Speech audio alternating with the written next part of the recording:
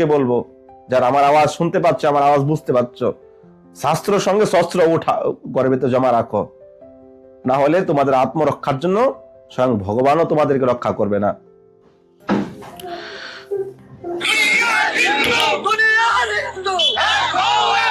হামলা হয়েছে, এসব নাটকবাজি তারা বন্ধ কর, ঠিক আছে? তোদের অধপতনের দিন আসছে, ঠিক আছে? পাকিস্তান যেরকম আজকে ভুগছে, হ্যাঁ, সময় আছে। হিন্দুদেরকে একটা কথাই বলবো, খালি ধর্ম প্রচার করলে হবে না। প্রত্যেকটা ধর্মগুরুদেরকে আমি বলছি, খালি ধর্মের নামে খালি নিজেদের পেট পাললে হবে না, ধর্মের রক্ষা করতে হবে। সময় এসেছে এখন। হিন্দু সনাতনী ইউটিউব চ্যানেল, তো আমি সকল সনাতনী বন্ধুদেরকে বলবো, সবাই তোমরা জাগো হিন্দু সনাতনী ইউটিউব চ্যানেলে আসো। কেননা এই চ্যানেলে আমি বেশি আওয়াজ উঠাতে পারছি না, এখানে টেকনিক্যাল ইস্যু বেশি হচ্ছে, কারণ এটা ধার্মিক ভিডিও ছাড়া হয়, তো এই জন্য সবকিছু আমি দেখাতে পারি না। তো আমি সবাইকে আমি রিকোয়েস্ট করব, জাগো হিন্দু সনাতনী ইউটিউব চ্যানেল রয়েছে, প্রত্যেকটা সনাতনের কাছে রিকোয়েস্ট হলো এই চ্যানেলে সবাই আসো। নাম আমি লিখে দিয়েছি, আমি ডিসক্রিপশনে লিঙ্ক দিয়ে দিব, অবশ্যই তোমরা আসবে। কালকে ভিডিওতে সেরকম অনেকেই সুন্দর সুন্দর কমেন্ট করে সাপোর্ট করেছে। তো আমি নাটক দেখেছি, কিন্তু বাংলাদেশি জিহাদিদের মতো নাটক আমি কোথাও দেখিনি। হিন্দুদের জন্য বলার মতো কেউ নেই। হিন্দু যদি মরে, তাহলে সমস্ত দল, সমস্ত পার্টি চুপ থাকবে। হিন্দুদের জন্য বলার মতো কেউ নেই। হিন্দু হলো অসহায়। হিন্দুদের অসহায়ের কারণ হলো আমাদের সমাজ। আমাদের সমাজে আজকে যেভাবে হিংসা নিন্দাতে মানুষ ডুবে আছে, কে ব্রাহ্মণ, কে ক্ষত্রিয়, কে বৈশ্য, কে দাস, কে ঘুষ, সে আমরা জাত পাতে পড়ে আছি। যদি কোনো ব্রাহ্মণকে কেউ অত্যাচার করে, তো পাশের বাড়ির ক্ষত্রিয়রা চুপ থাকবে, ঘুষরা চুপ থাকবে, ঘুষকে কিছু করলে, দাসকে কিছু করলে ব্রাহ্মণ চুপ থাকবে। এই যে আমরা যে মানে বেটে আছি, মানে আলাদা আলাদা হয়ে আছি, তো এই জন্য আমাদের আজকে দুর্দশা। তো আমি কালকে দেখেছি যে বাংলাদেশে আমাদের দীপু ভাই, আমাদের সনাতনী হিন্দু দীপু ভাই, দীপু দাসকে যেভাবে জিহাদিরা তারা মেরে তারা জ্বালিয়ে দিয়েছে, কিন্তু ওখানকার মৌলবাদীরা এই যে কাণ্ডগুলা করছে, কিন্তু কে আওয়াজ উঠাবে? আমি কিছু হিন্দু যারা হিন্দু মহাজোটের লোক রয়েছে, তারা মুখের মধ্যে কালো পট্টি বেঁধে তারা প্রতিবাদ করছে, কালো পট্টি বেঁধে মুখে প্রতিবাদ করছে। মূর্খ হিন্দুরা বোঝে না যে যেভাবে তারা তাদেরকে মেরেছে সেভাবে আমাদের করতে হবে, তাহলে হিন্দুরা বেঁচে থাকবে। আজকে আমাদের হিন্দু সমাজ এইভাবে কেন ডুবে আছে? কেননা আমরা মানবতাশীল না। ওকে মেরেছে, তার বিচার হবে, এই হবে, সে হবে, কোনো বিচার হবে না। তারপরে কি নাটক হয়েছে আপনাদেরকে বলছি, আপনাদেরকে আমি দেখাচ্ছি। ওখানে কিছু বাংলাদেশি জিহাদিরা যে মেরেছে, ওখানকার পুলিশ তাদেরকে ধরেছে। কমসে কম 2-3 হাজার জিহাদি ছিল, মাত্র 7 জনকে ধরেছে। আপনাদের দেখাচ্ছি।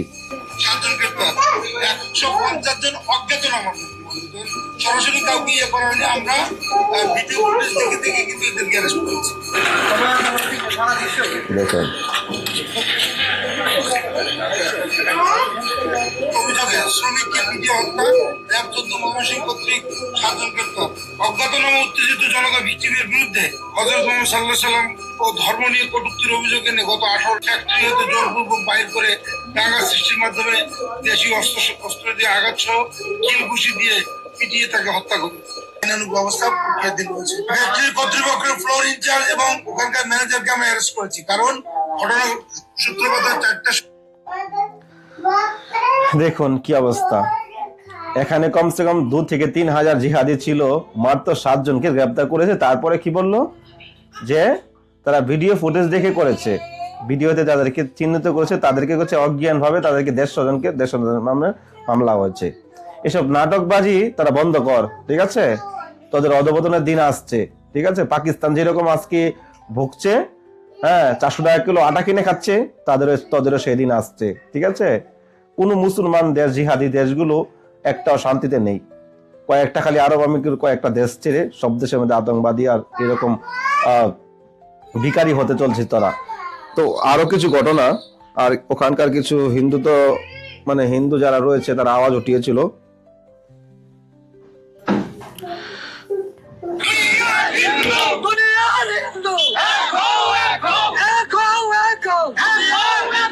আমার ভাই বললো কেন?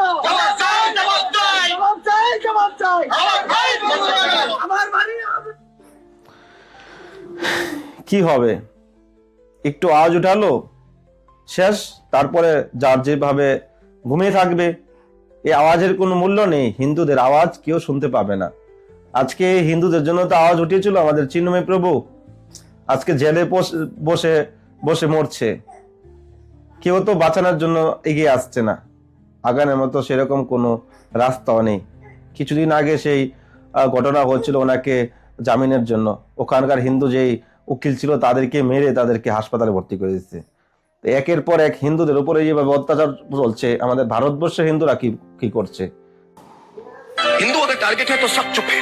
आमिर खान चुप है, अदनी चुप है, ओवैसी चुप है, बॉलीवुड गैंग चुप है, टुकड़े टुकड़े लॉबी चुप है, पान मार्केट गैंग चुप है, कांग्रेस पार्टी चुप है, क्योंकि हिंदुओं के लिए बोलने वाले ज्यादा लोग नहीं हैं। मैं तो चाहता हूं कि हमारी देश, हमारी सरकार इनके लिए बोले, खुलकर कहे कि बांग्लादेश में जो हुआ इसके बाद हम बॉर्डर खोल रहे हैं सिर्फ हिंदुओं के लिए। बोल दीजिए दरवाजे सर। আজকে আমাদের ভারতে কিছু নিউজওয়ালা আছে যারা হিন্দুত্ববাদী নিয়ে কাজ করছে, হিন্দুদের সাপোর্ট করছে, আর কিছু থার্ড পার্টি কিছু নিউজওয়ালা আছে যারা হিন্দুর বিরোধিতা করছে ভিউজের জন্য, হ্যাঁ, সেলিব্রিটির জন্য। আজকে আমাদের হিন্দুরা কিভাবে বিক্রি হচ্ছি, নিজের ধর্ম, নিজের আত্মরক্ষা, নিজের দেশ রক্ষা, নিজের সমাজ রক্ষার জন্য আমরা কখনো কোনো মাথা ব্যথা করি না। যেভাবে আমরা আজকে 500 বছর ধরে আমরা যেভাবে প্রতারিত হয়ে আসছি, আমাদের হিন্দু সমাজে যেভাবে মার খেয়ে আসছে, তাদেরকে নির্যাতন চালাচ্ছে, আজকে বলনেওয়ালা কেউ নেই, হিন্দুদের জন্য বলনেওয়ালা কেউ নেই। হিন্দু মরবে তো ঘর সবাই চুপ, আর যদি অন্য জাতিদের উপরে কিছু হবে তাহলে রাস্তার মধ্যে তারা দল বেঁধে তারা প্রতিবাদ করা শুরু করবে। এজন্য সময় আছে, হিন্দুদেরকে একটা কথাই বলবো, খালি ধর্ম প্রচার করলে হবে না। প্রত্যেকটা ধর্মগুরুদেরকে আমি বলছি, খালি ধর্মের নামে খালি নিজেদের পেট পাললে হবে না, ধর্মের রক্ষা করতে হবে। সময় এসেছে এখন, সময় এসেছে এখন, আর চুপ থাকা যাবে না। কালকে একজন আমাকে কমেন্ট করেছিল, হয়তো কলকাতারই হবে, বলছে আপনি এত এত কেন বলছেন? হ্যাঁ, এখানে হিন্দুরা ভালো আছে, পশ্চিমবাংলার হিন্দুরা ভালো আছে, এখানে কিন্তু হিন্দুদের অসুবিধা নেই, ওখানে ঠিক আছে। আমি এইসব কুলাঙ্গার হিন্দুদেরকে বলবো, যখন হরগোবিন্দ তার ছেলে তাদেরকে যখন মেরেছিল জিহাদিরা, তো তোমার মুখটা তখন কোথায় ছিল? এই যে একটা নার্স দিদি, তাকে যে দর্শন করে মারা হয়েছিল কলকাতার বুকে, তো তোমার মুখটা কোথায় ছিল? তারপরে তো একের পর এক ঘটনা ঘটেই আসছে, তোমার মুখটা ছিল কোথায়? এজন্য পশ্চিমবাংলা এবং বাংলাদেশ, আমি দুইটাকে একই বলবো, কেননা যেভাবে বাংলাদেশে যে হিন্দুরা নির্যাতন হচ্ছে, সেভাবে পশ্চিমবাংলায় হিন্দুরা নির্যাতন হচ্ছে। এজন্য সময় আছে, হিন্দুরা সংঘবদ্ধ হও, প্রতিবাদ করো, আওয়াজ উঠাও, শাস্ত্র পড়তে হবে, শস্ত্র উঠাতে হবে। আমি তো বলবো, একটা যেরকম শাস্ত্র কিনেছো ঘরের ভিতরে, শস্ত্র কিনে জমা করো। বড় বড় বিল্ডিং করার দরকার নেই, এখন ঘর সাজানোর দরকার নেই, শস্ত্র বানাও, শাস্ত্র পড়ো, শস্ত্র ঘরের ভিতরে জমা করো। না হলে যখন তোমার উপর অ্যাটাক করে, তুমি কি দিয়ে তোমার নিজের আত্মরক্ষা করবে? আমি প্রত্যেকটা সনাতনী হিন্দুদেরকে বলবো, যারা আমার আওয়াজ শুনতে পাচ্ছ, আমার আওয়াজ বুঝতে পারছো, শাস্ত্রের সঙ্গে শস্ত্র উঠা ঘরের ভিতরে জমা রাখো, না হলে তোমাদের আত্মরক্ষার জন্য স্বয়ং ভগবানও তোমাদেরকে রক্ষা করবে না। একের পর এক হিন্দু হিন্দু বলে তাকে মেরেছে, দীপু দাসকে হিন্দু বলে মেরেছে। সে কোনো নবীজির নামে, কোনো কিছুর নামে সে কিছু বলেনি, সে কোনো কটূক্তি করেনি। ওখানে ও পুলিশের কাছে গিয়েছিল বাঁচার জন্য, পুলিশ তাকে উঠিয়ে দিয়েছে। আর এখন নমুনা নাটক দেখানো, তার লোক দেখানো, তারা ধরছে 7 জনকে ধরে গ্রেপ্তার করে, বলছে আমরা 7 জনকে ধরেছি, কালকে ধরেছে, 2 দিন পরে ওদেরকে ছেড়ে দিবে। কোনো বিচার হবে না, কেননা মুসলমান সব এক, পুলিশে থাকুক, সরকারে থাকুক, আর নিচে রিক্সাওয়ালা চালাক, মুসলমান সব এক। হিন্দুদেরকে শিক্ষা নেওয়া উচিত তাদের থেকে। হিন্দুদের একত্রিত যদি না হয়, একতা যদি না থাকে, তাহলে এই দেখো অবস্থা দেখো। এই জন্য হিন্দুদেরকে বলবো, শাস্ত্র যেরকম পড়ো, শস্ত্র জমা রাখো ঘরের ভিতরে, না হলে অস্তিত্ব হারাবে, সব হারাবে।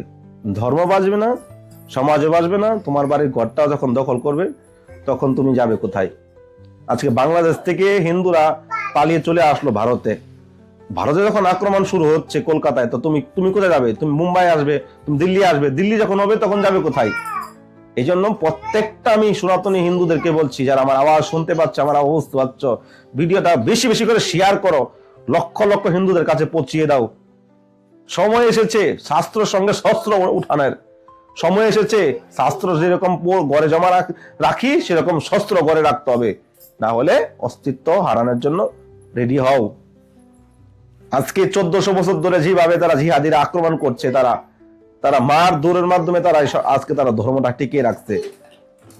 জোর জবরদস্তির মাঝে জুলুম করে তারা হিন্দুদেরকে মুসলমান বানাচ্ছে। আজকে বাংলাদেশে যত মুসলমান রয়েছে সবগুলো কনভার্ট, তারা পূর্বপুরুষের হিন্দু ছিল। কটা আগে ছিল? ওখানে তো সব হিন্দুই ছিল। ভগবান রামচন্দ্রের দেশ পুরো ভারতবর্ষ কম বড় ছিল? সীতাকুণ্ড, ভগবান রামচন্দ্র, আমাদের ভগবানের এই সমাজ দেশ রয়েছে। আর আজকে ওরা জিহাদিরা তুলপাল করছে। আমি বেশি আওয়াজ হয়তো আমার শুনবে না, আমার আওয়াজটা বেশি লোক, কিন্তু আমি আমার কথা আমি বলতে যাচ্ছি। যারা বাঙালি রয়েছে তারা তো আওয়াজ শুনতে পাচ্ছ, বুঝতে পারছো। আমি নর্মঙ্গল ভাবে হিন্দি ভাবে বলছি না, হিন্দিতে অনেক লোক প্রচার করছে বাঙালিদেরকে জাগাতে হবে, কেন বাঙালিরা সব থেকে বেশি মার খায়।